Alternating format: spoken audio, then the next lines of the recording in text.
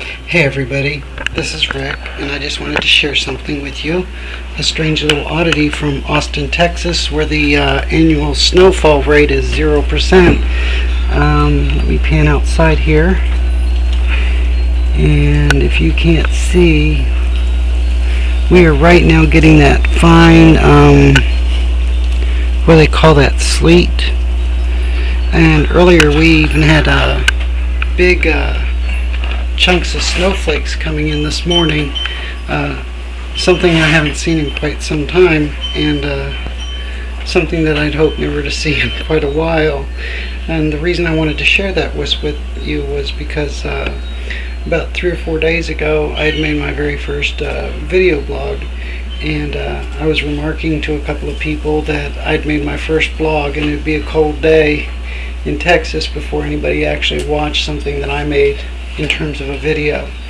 And so I wanted to share that with you because I've been hearing a lot of the term manifest on the videos that I've been listening to, and I just was wondering, did I manifest the snow that was falling outside?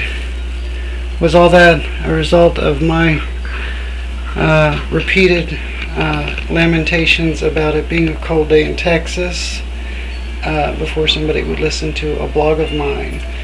And actually I don't think so, but I wanted to share with you what my definition of manifestations are. You see, in the clinical world, this would be a manifestation of the temperature being less than 32 degrees and the humidity being higher than 90%. In other words, a manifestation is a part of an etiology. It is what is the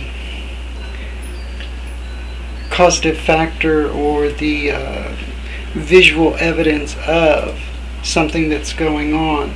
It has nothing to do with thinking about something, meditating on something, or doing anything to cause something to happen. And then I got onto the www.ask.com, and I was trying to look up what the definition of manifestation was. And lo and behold, it had the same thing that Webster's had. But then I looked into some of these self-help books on self-manifestations, and I was looking into several more viewers' self-manifestation blogs, and I found out that there are in fact people that do believe that if you use enough of your own cognition, your own abilities with your mind and your body and your spirit, and you meditate on something hard enough, that it will materialize. And so it struck me funny that I had been laughing and joking over the course of the past 72 hours about it being a very cold day in Texas, and then snow coming down the pike, and I'm not even paying attention to the weather. So anyhow, if that's a manifestation, I should have been doing that all these years instead of working, because I could have gotten down the road a lot quicker.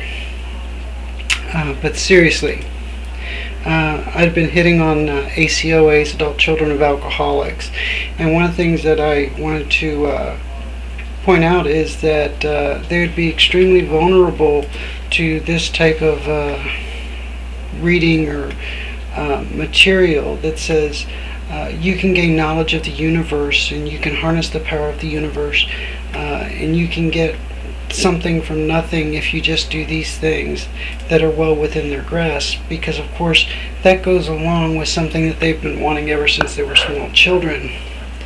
And so while I believe, based on what I've been seeing about this new self-manifestation and hearing through testimony over the YouTube bloggers, that they've had their own personal experiences with manifestations coming to light or fruition, I believe it to be the exception to the rule, and that coincidence may play a part in that together. I think if you are going to have a genuine manifestation, that it would probably be somebody who's very spiritually grounded in one type of belief system or value system. And I think it would be for those things that are very simple. I don't think that by meditating one can materialize a mansion or a large yacht or a huge sum of money. And I'm not saying that because I think I just don't set my sights so high. I'm just saying that I live in a real world that has real dynamics. And I think that, on the other hand, if somebody prays in earnest or meditates in earnest about something coming their way to resolve a particular set of maladies or problems that are coming their way, what harm does it do, number one? And then number two, if it does come to pass, whether it's a coincidence or not does not become the question at that point. It doesn't matter whether it's a manifestation or a coincidence. The fact is that their prayers were answered, or their meditations or lamentations were heard and abided to. But I think it takes a deeply spiritually rooted person to get that kind of answer or response to meditation. And so I just wanted to share that with you. Is this no result of my manifestations, or is this no a result of coincidence?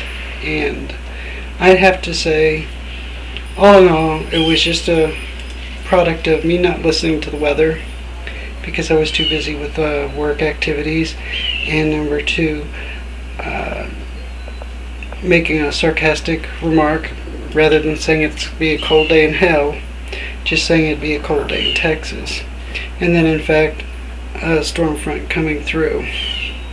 So, whether or not you enjoy this little video blog, I thought it was cute enough to and noteworthy enough to put out, just to show people that we do have snow in Austin. So y'all come down sometime and see us when the sun's shining. It's a great state and a great city to live in, and I appreciate you taking the time to listen to me today.